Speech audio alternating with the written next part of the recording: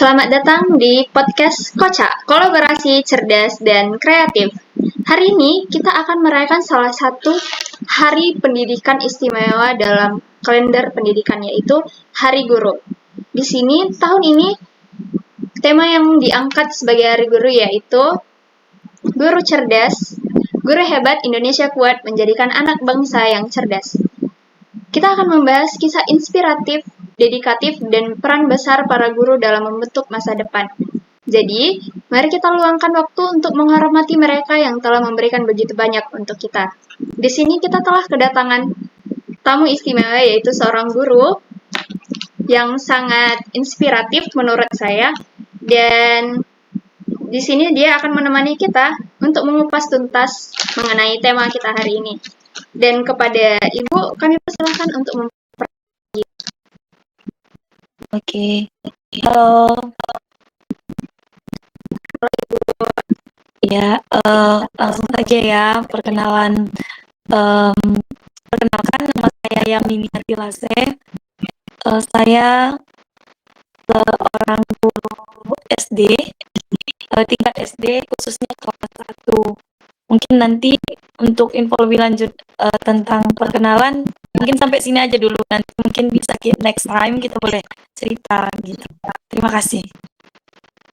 Ibu. Di sini kami penasaran Bu, menurut Ibu, apa sebenarnya makna guru hebat di era saat ini? Mungkin guru hebat di era saat ini yaitu seperti di zaman sekarang semakin tipis moral seorang anak gitu. Udah terkikis, beda sekali dengan zaman masih ada istilahnya anak takut pada guru. Maksudnya masih bukan takut berarti takut yang aduh yang gimana-gimana gitu, tapi takutnya itu adalah segannya lah gitu. Tapi di sekarang guru hebat menurut saya ketika boleh mengubah seorang anak itu menjadi, terutama moralnya menjadi lebih baik seperti itu. Itu sih yang menurut saya dan yang menjadi tantangan juga mungkin gitu. Mungkin itu. Di sini juga banyak ya kasus-kasus seperti murid-murid yang tidak lagi segan untuk melawan gurunya, bahkan pihak orang tua pun sudah mentolerir hal-hal tersebut ya. Jadi ini sebenarnya juga menjadi tantangan seorang guru untuk bisa mendidik kembali moral anak-anak tersebut ya. Iya benar, benar sekali. Apalagi kan yang sedang viral sekarang, yang guru lah dilaporkan. Padahal awalnya kan sebenarnya mereka hanya menyudutkan pada satu pihak, tidak melihat pihak yang lain seperti itu.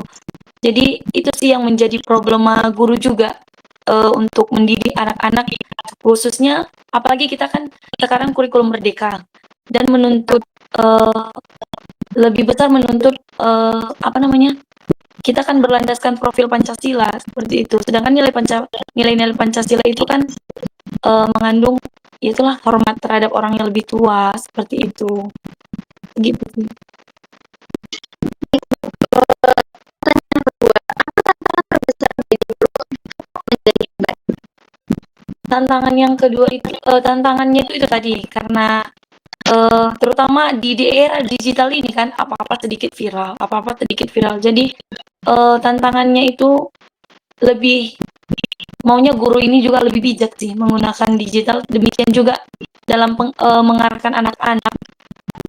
Sekarang anak SD juga ngerti medsos, TikTok itu udah mereka bahkan lebih dari kita gitu. Jadi kita tantangannya itu kayak mana lah kebijakan kita sebagai guru untuk mendidik anak-anak ini jangan fokus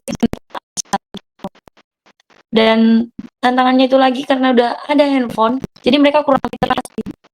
Yang ada nonton aja, untuk membaca itu pasti susah seperti itu. Itu. Itu adalah tantangan terbesar ya bagi seorang guru, apalagi di era digital yang saat ini apa-apa bisa diakses ya Bu ya. Iya, benar. Jadi sebenarnya di sini peran orang tua itu sangat diperlukan untuk juga mendidik anak-anak bangsa ya Bu ya. Iya benar.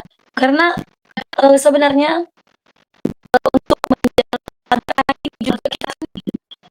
anak-anak ini kan memang nggak full di sekolah, tapi ada juga yang tapi memakan beberapa jam lah di sekolah. Tapi kalau tidak ada kerjasama antara orang tua dan guru, tidak bisa anak ini berubah.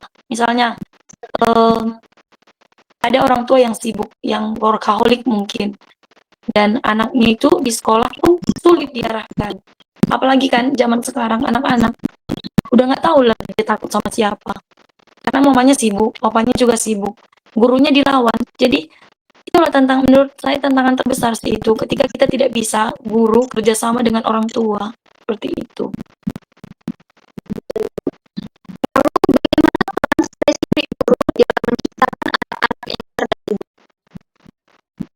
Peran spesifiknya sih lebih kayak memandu sih. Kita memandu anak-anak itu untuk mengenali bakatnya. Itu pertama. Anak-anak ini kan mau belajar ketika dia suka. Dia suka. Jadi kita pelan-pelan harus tahu juga karakteristik si ini murid si A. Oh, dia sukanya, dia mau belajar, tapi harus ada kayak yang buat kayak game gitu-gitu. Kayak di SD kan ada pengenalan huruf kalau kelas 1 SD kan. Dia kalau kita buat pengenalan huruf dan baca per kata, per suku kata, kalau kita suruh mereka menyusun, pasti mereka mau belajar. Tapi kalau kita suruh tulis di papan tulis, ini bacanya baca gitu, mereka pasti tidak mau dengar kita. Tapi kalau misalnya kita suruh dia uh, bermain gitu, menyusun kata ini, coba susun kata baca gitu kan sekarang. Mereka pasti cari, oh yang ini B dengan A, seperti itu. Jadi guru itu sangat dibutuhkan berperan untuk memandu anak-anak itu. Tapi sebelum memandu, dia harus mengenali bakat-bakat anak-anak itu. Seperti itu. Jadi sehingga anak-anak itu tidak takut dia sama kita. Yang ada dia segan dan dia tahu, dia hormat sama gurunya. Jadi kita sudah kenali bakatnya, kita sudah kasih yang bisa membuat bakatnya itu berkembang, dia akan hargain kita gitu. Itu sih teman-teman. Baik Bu, jadi sebenarnya di sini orang guru juga tidak itu untuk menjadi tapi juga harus kreatif. Iya Bisa benar. mengetahui bakat dan bahkan bisa berkolaborasi dengan siswanya itu ya. Iya benar. Baik, pertanyaan selanjutnya itu, bisakah Ibu memberi contoh program atau metode yang mendukung hal ini yang sudah Ibu jelaskan tadi? Untuk mendukungnya tadi itulah kan kita buat media belajar satu. Ketika kita sudah buat itulah media belajar tadi yang menyusun kata, itu kan butuh kita kan nggak hanya papan tulis media kita, entah yang yang 3 dimensi. Kalau papan tulis kan hanya 2 dimensi. Jadi diharapkan sih ketika kita buat itu anak-anak semakin tertarik untuk belajar. Dari pengalaman yang sudah Ibu rasakan selama ini dalam mengajar, metode-metode dalam kurikulum Merdeka ini apakah sudah efektif Bu dalam dijalankan dalam proses pendidikan seperti itu? Kalau efektif sih sebenarnya bisa dikatakan efektif, tapi ada sebagian anak yang belum terima tentang kurikulum ini. Kan kemampuan setiap anak itu berbeda. Jadi ada memang anak-anak tertentu yang memang cepat dia mendapat cocok lah untuk kurikulum ini. Tapi ada sebagian anak yang kayak masih belum efektif menurut saya, gitu dia. Baik Bu. Dan selanjutnya yaitu apa harapan Ibu untuk para guru di seluruh Indonesia Bu? Harapannya kiranya untuk semua guru boleh tetap semangat menjalankan. Menurut saya ketika kita menjadi guru, kita sudah melakukan sebuah pelayanan yang hebat menurut saya. Karena menjadi guru itu bisa dibilang suatu panggilan. Nggak semua orang bisa jadi guru loh. Karena nggak semua orang bisa sabar menghadapi murid-murid. Dan kita tahu sendiri, sedangkan kita, misalnya lah kalian yang dalam kelompok ini, pasti karakter kalian itu beda-beda. Dan nggak cukup beberapa satu waktu mengenali kalian. Jadi menurut saya untuk semua guru-guru hebat, harapan saya bisa menjalankan tugas dengan sungguh-sungguh, harapan saya. Jadi, pendidikan di Indonesia ini bisa semakin maju, gitu harapan saya. Lebih bertanggung jawab sih. Baik Ibu, itu adalah harapan untuk guru. Dan sedangkan apakah ada pesan Bu, pesan khusus untuk para murid sebagai generasi penerus bangsa? Dan saya untuk murid-murid adalah jangan lelah untuk belajar. Walaupun sekalipun kita sudah, bahkan saya yang sudah jadi guru juga pasti tetapnya belajar. Ilmu itu nggak akan ada habisnya. Jadi diharapkan semua untuk murid-murid tetap semangat belajar sekalipun kita hidup di era digital yang dimana-mana semuanya bisa tanpa katanya, tanpa sekolah, bisanya kita dapat ilmu itu. Tapi satu yang perlu, kenapa kita berbeda dengan orang yang tidak sekolah, kita punya moral yang baik. Gitu. Jadi untuk siswa, untuk seluruh siswa, kiranya selain sudah dapat ilmu di sekolah, diharapkan juga bisa punya moral yang baik dan benar di hadapan Tuhan. Mungkin itu sih, terima kasih. Baik Ibu, sangat membantu sekali ya dalam podcast hari ini. Kita sudah membahas beberapa pertanyaan mengenai menjadi seorang guru, bahkan membahas beberapa kasus yang dimana moral anak-anak saat ini sudah sangat menurun dibandingkan dengan kita di tahun ajaran K13. Bahkan di sini seorang guru harus dituntut menjadi seorang yang hebat, kreatif. Nah, Ibu bagi dong sedikit tips untuk kami para calon guru ini untuk bisa membimbing ataupun bahkan menjadi seorang pengajar yang hebat di era sekarang ini. Tips apa ya? Kalau mau jadi guru itu, kalian harus kenali diri kalian dulu. Kenali diri kalian, dan mungkin udah menjalankan PPL kalian ya. Sekali-sekali PPL atau PKL atau PLP. Ya, PLP Bu. PLP ya.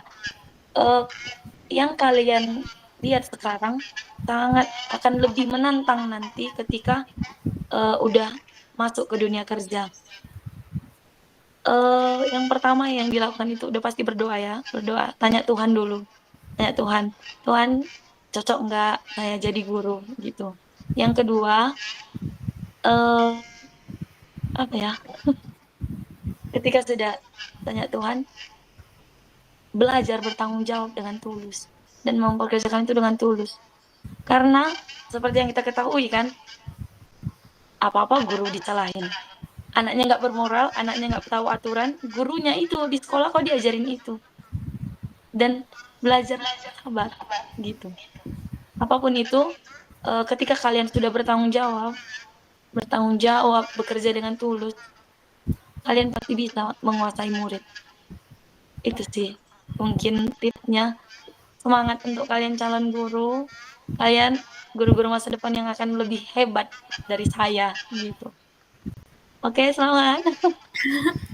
Amin Ibu, terima kasih untuk beberapa tipsnya dan juga doanya. Kiranya semua harapan yang sudah Ibu doakan kiranya sampai kepada kami yang ada di sini.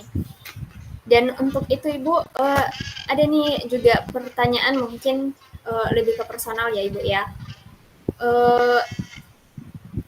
Ini kan tentang Hari Guru ya Ibu ya. Dan temanya tahun ini yaitu Guru Hebat Indonesia Kuat. Dan kami mengangkat judul podcast kami hari ini yaitu menjadikan anak bangsa yang cerdas. Dan seperti yang kita tahu, kurikulum Merdeka ini kan menuntut untuk kerjasama tim. Dan menurut Ibu, apakah guru-guru yang tempat Ibu mengajar, apakah sudah melakukan kerja tim yang kokoh?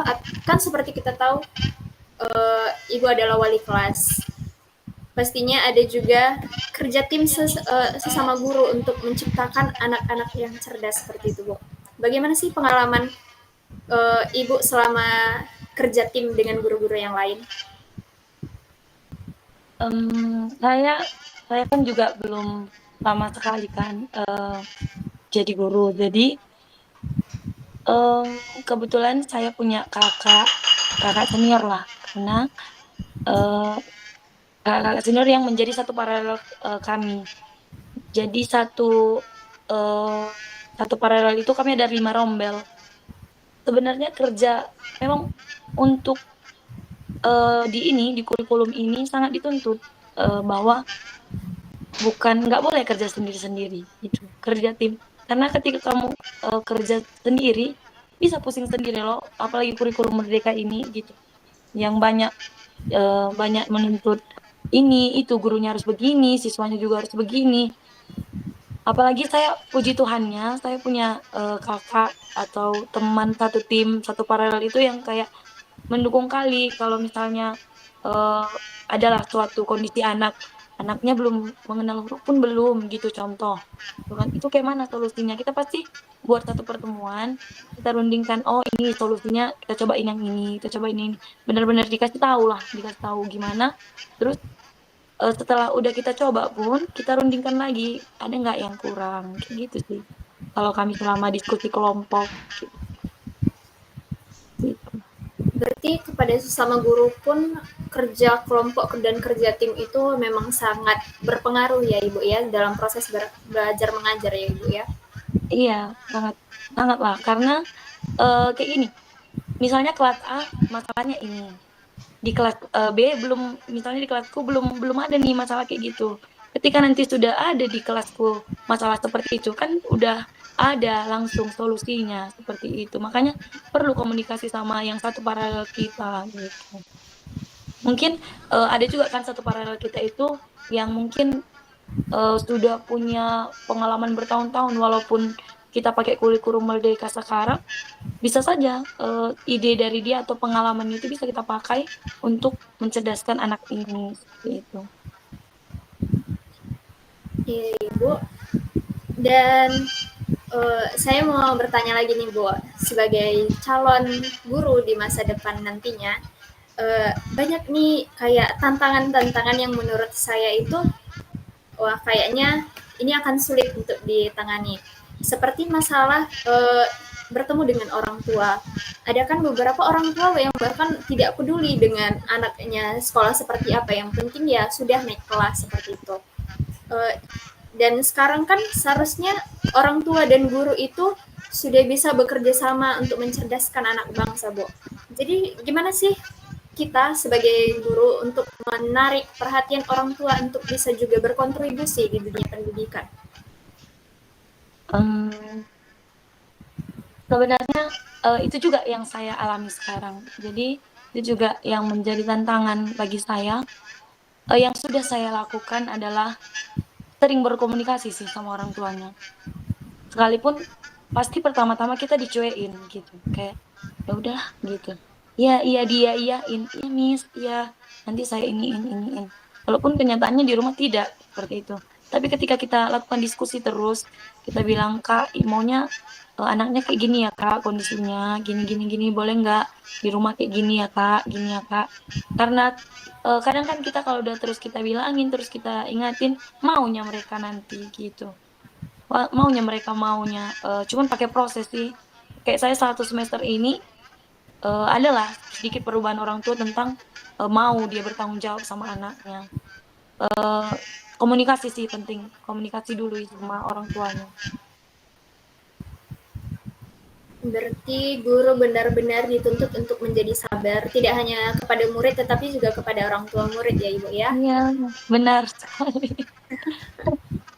Wah, berarti tema tahun ini yang mengatakan guru hebat Indonesia kuat itu bukanlah suatu hal yang bohong ya. Menjadi guru yang Iya. hebat itu benar-benar dituntut dengan banyak hal ya Ibu ya. Iya, benar. Tapi untuk kalian semangatlah, ini belum apa-apa, nanti kan ada lagi tantangan lebih besar. Jangan pula karena kayak gini, aduh kayak mana, nggak usah dipikirin, dijalanin aja dulu. Betul Ibu. Eh, untuk pertanyaan terakhir nih Bu. Eh, saya ingin bertanya mengenai kan ada beberapa anak yang sepertinya dijudge beberapa guru misalnya itu nakal loh itu dan itu kan karena perkataan-perkataan beberapa guru kalau dia itu nakal pastinya melekat sekali kepada otak anak berarti aku nakal aku tidak perlu lagi berbuat baik jadi sebagai seorang guru yang seharusnya pengertian sabar gimana sih Bu untuk memikat kembali hati anak itu bahwa sebenarnya dia tidak seguru itu begitu menjadi seorang murid.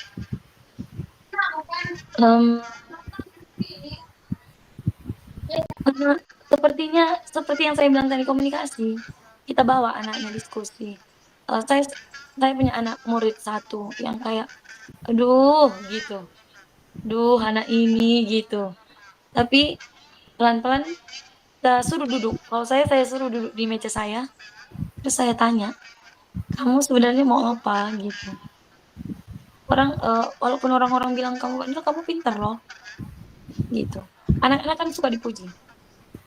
Anak-anak kan suka dipuji. Jadi puji-puji mereka dulu, puji-puji, puji. "Kamu ini kayak gini loh nakku, hebat kali loh kamu. Kemarin, Miss dengar kamu ini loh, kamu golkan satu bola ya, di ini pas ekskul," gitu. Terus nanti dia kan mau cerita, "Iya Miss kayak gini loh, kayak gini." "Iya tapi kan nakku, kata guru ini kamu nakal di jamnya, benar nggak?"